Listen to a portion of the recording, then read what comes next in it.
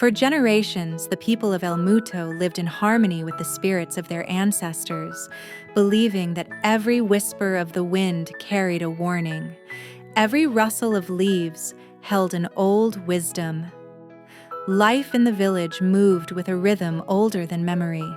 The women sang as they pounded yam, the men carved tools from ironwood, and the children learned the stories that shaped their identity.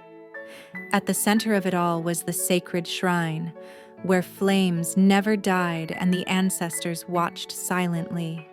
Yet beneath this peaceful life, the balance between the living and the dead depended on truth, purity, and the honesty of leadership.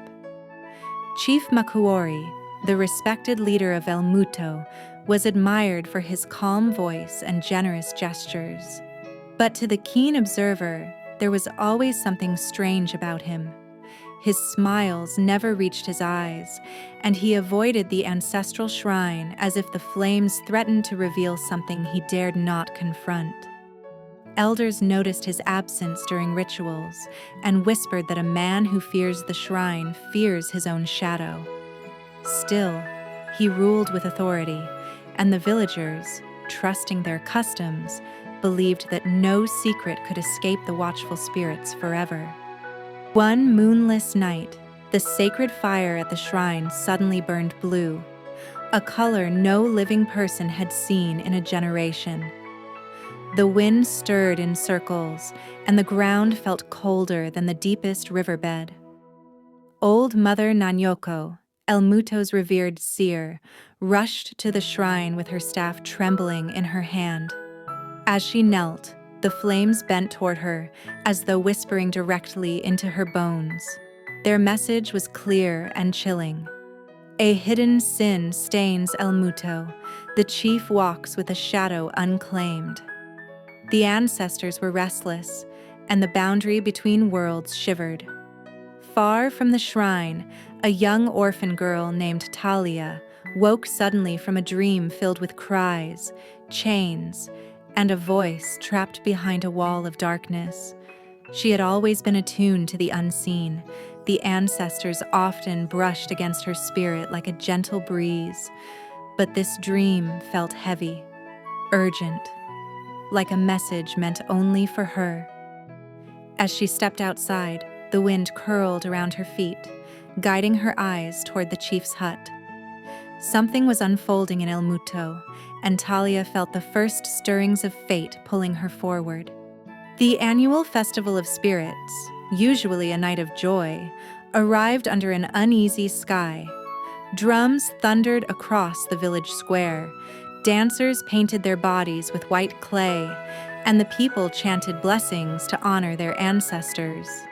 Yet, at the height of the celebration, the ground beneath Chief Makuori vibrated like a heartbeat. Smoke rose from the sacred fire, twisting violently until it formed the faint outline of wandering spirits. Their hollow, glowing eyes turned to stare only at him. Fear crept across the chief's face, and for the first time in many years, his mask of calm shattered. As the spirits hovered, the festival shifted into a hush. Villagers stepped back, unsure whether they were witnessing a blessing or a curse. Mother Nanyoko's voice sliced through the silence as she declared, "The ancestors call for truth." Chief Makuori tried to flee, but the wind pushed him back, trapping him in an invisible circle. Every villager watched as the air thickened with ancestral power. These were no ordinary omens. Something hidden, something long silenced, had finally been awakened by the festival's sacred energies. At dawn, guided by both fear and curiosity, Talia followed the chief deep into the forest. She kept her distance as he moved quickly, his shoulders hunched, glancing around nervously. Eventually, he reached an abandoned hut covered in crawling vines and swallowed by shadows. Inside lay a wooden chest sealed with ropes and marked with forbidden symbols, signs used only when someone had broken sacred laws. Talia watched in silence as the chief knelt before the chest, whispering apologies to a presence locked inside. Before he could touch it, a cold wind surged in, causing the chest to rattle violently. The ropes snapped apart, and the chest burst open, releasing a glowing spirit with sorrowful eyes. The villagers, alerted by Talia's screams, rushed to the forest. Mother Nanyoko gasped when she saw him, the spirit of Chiron, the rightful heir to Elmuto's leadership, who had mysteriously disappeared years ago. Chiron's spirit revealed how Makuori, driven by ambition, pushed him into a hidden ravine and trapped his soul with a forbidden binding ritual. The villagers were stunned. The leader they trusted had stolen the throne through betrayal and deception. Elmuto had been guided by a lie. As Chiron finished his tale, thunder roared across a clear sky, and the trees around the hut bent as if bowing to a mighty force. A cold presence swept through the forest. The ancestors themselves had arrived. Their voices echoed from the earth, the sky, and the wind. Makuori, you broke our covenant. Truth must rise. Justice must prevail. The ground opened beneath the chief, pulling him gently but firmly toward the realm of the spirits. His cries softened into whispers as he vanished into a blinding light, beginning his long journey of repentance in the ancestral plane. With the dark truth revealed, Chiron's spirit restored peace to Elmuto.